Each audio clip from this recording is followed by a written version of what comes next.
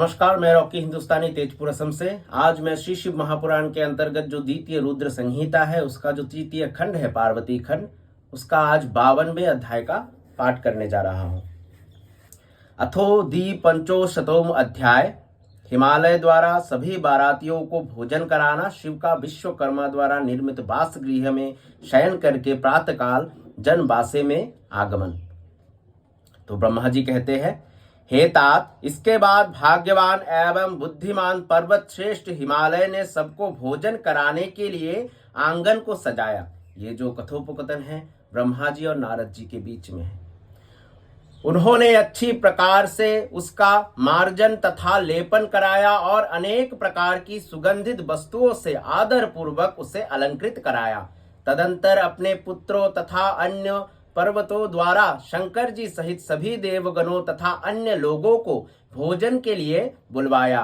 हे मुने, हिमालय के आमंत्रण को सुनकर विष्णु तथा सभी देवता आदि के साथ वे प्रभु प्रसन्नता के साथ भोजन के लिए वहां गए। हिमालय ने प्रभु तथा उन सभी देवगणों का यथोचित सत्कार करके घर के भीतर उत्तम आसनों पर प्रसन्नता के साथ बैठाया और उन्हें अनेक प्रकार की सुभोज्य वस्तुओं को परोसकर नम्रता पूर्वक हाथ जोड़कर भोजन के लिए प्रार्थना की। उसके बाद विष्णु आदि सभी देवता हिमालय से इस प्रकार सम्मानित होकर सदाशिव को आगे कर भोजन करने लगे। उस समय सभी देवगण मिलकर एक साथ पंक्तिबद्ध होकर परस्पर हास्य करते हुए अलग अलग भोजन करने लगे। महाभाग, नंदी, भृंगी, वीरभद्र तथा वीरभद्र के गण पृथक होकर कौतूहल में भरकर भोजन करने लगे। अनेक प्रकार की शोभा से संपन्न महाभाग इंद्र आदि लोकपाल तथा देवगण अनेक प्रकार के हास्य परिहास के साथ भोजन करने लगे। सभी मुनि, ब्राह्मण तथा भृगु आदि ऋषिगण आनंद के साथ पृथक पंक्ति में बैठकर भोजन करने लगे। इसी प्रकार चंडी के सभी गणों ने भी भोजन किया। वे भोजन करने के बाद प्रसन्नता पूर्वक कौतूहल करते हुए अनेक प्रकार के हास परिहास कर रहे थे। इस तरह विष्णु आदि उन सभी देवताओं ने आनंद के साथ भोजन किया। फिर आचमन करके विश्राम के लिए वे प्रसन्नता पूर्वक अपने अपने निवास स्थान को चले गए। यहाँ वो निवास स्थान जो विश्वकर्मा जी ने अपने हाथों से बनाया था, हर किसी के लिए अपने अपने, विष्णु देव के लिए विष्णु लोक, ब्रह्म के लिए ब्रह्म लोक, इंद्र के लिए इंद्र लोक, सब अपने अपने निवास स्थान को चले गए। इधर मीना की आज्ञा से सभी पतिव्रता स्त्रियां भक्ति पूर्वक शिव से प्रार्थना कर वास नामक परमानंद दायक निवास गृह में ले गए। वहां पर मीना के द्वारा दिए गए मनोहर रत्न के सिंहासन पर बैठाकर प्रसन्नता पूर्वक शिवजी वास गृह को देखने लगे।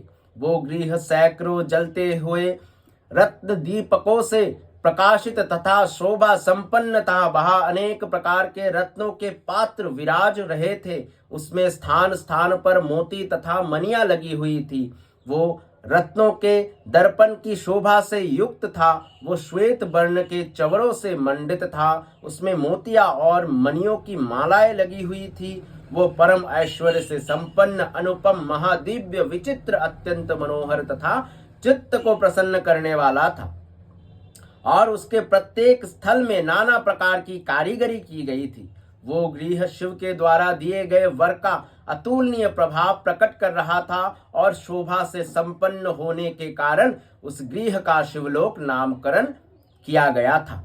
वो अनेक प्रकार के सुगंधित उत्तम द्रव्यों से सुवासित, उत्तम प्रकाश से युक्त, चंदन अग्र युक्त तथा पुष्प की शाया से सम्मानित था। वो गृह विश्वकर्मा के द्वारा रचित नाना प्रकार के चित्रों की विचित्रता से युक्त था। उसमें सभी उत्तम रत्नों के सारों से रचित श्रेष्ठ हारों के ढेर लगे हुए थे।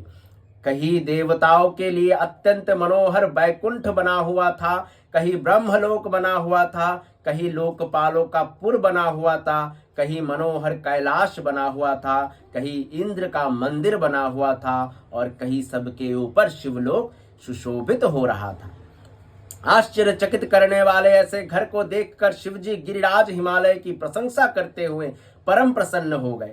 उसके बाद शिवजी ने परम रमणीय तथा उत्तम रत्न पर्यक पर प्रसन्न हो लीला पूर्वक शयन किया। हिमालय ने अपने सभी भाइयों को तथा अन्य लोगों को बड़े प्रेम से भोजन कराया तथा शेष कृत्य पूर्ण किया। इस प्रकार हिमालय को सब कार्य पूर्ण करते हुए एवं ईश्वर शिव जी के शयन करते हुए सारी रात बीत गई और प्रभात काल उपस्थित हो गया। तब प्रातः काल होने पर धैर्य एवं उत्साह से भरे हुए लोग अनेक प्रकार के बाजे बजाने लगे। विष्णु आदि सभी देवगण उठ गए और अपने इष्ट देव शंकर का स्मरण कर प्रसन्नता के साथ शीघ्रता से सज्जित होकर तैयार हो गए। अपने अपने वाहनों को सजाकर कैलाश जाने के लिए उत्सुक उन लोगों ने शिव जी के समीप धर्म को भेजा। तत्पश्चात नारायण की आज्ञा से निवास गृह में आकर योगी धर्म योगेश्वर शंकर से समयोचित वचन कहने लगे। धर्मराज कहते हैं, हे भव, उठिए उठिए, आपका कल्याण हो। हे प्रमताधीप, जनवासे में चलिए और वहां उन सभी को कृतार्थ कीजिए। ब्रह्मा जी कहते हैं, हे नारद, धर्मराज के इस वचन को सुनकर शिव जी हंसे। उन्होंने कृपा दृष्टि से धर्म की ओर देखा और छाया का परित्याग किया। वे हंसते हुए धर्म से कहने लगे, तुम आगे चलो, मैं भी वहां शीघ्र ही आऊंगा, इसमें संदेह नहीं है। ब्रह्मा जी कहते हैं, शंकर जी के द्वारा इस प्रकार कहे जाने पर धर्मराज जनवासे में गए और बाद में स्वयं प्रभु शंकर जी भी वहां जाने का विचार करने लगे।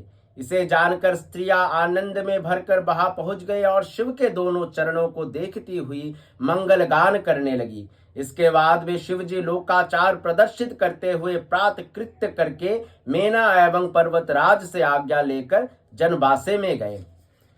हे मुने, उस समय महोत्सव होने लगा, वेद ध्वनि होने लगी और लोग चारों प्रकार के बाजे बजाने लगे। शिव जी ने अपने स्थान पर आकर मुनियों को, मुझे तथा विष्णु को प्रणाम किया तथा देवता आदि ने भी लौकिक आचारवश उनकी वंदना की। उस समय चारों ओर जय शब्द, नमो शब्द और मंगलदायक वेद ध्वनि होने लगी। इस प्रकार वहां महान कोलाहल व्याप्त हो गया। इस प्रकार श्री शिव महापुराण के अंतर्गत द्वितीय रुद्र संहिता के तृतीय पार्वती खंड में वर वर्ग का भोजन और शिव शयन वर्णन नामक 52वां अध्याय पूर्ण हुआ। आने वाले अध्याय अथो त्रिपंचोशतोम अध्याय, जो कि 53वां अध्याय होने वाला है पार्वती खंड में, वहां हम चतुर्थी कर्म बारात का कई दिनों तक ठहरना, सप्तऋषियों के समझाने से हिमालय का बारात को विदा करने के लिए राजी होना, मेना का शिव को अपनी कन्या सौंपना तथा बारात का पुरी के बाहर जाकर ठहरना। तब तक के लिए धन्यवाद। बने रहिए मेरे साथ। सांब सदाशिव, सांब सदाशिव, सांब सदाशिव, सांब सदाशिव, सांब सदाशिव।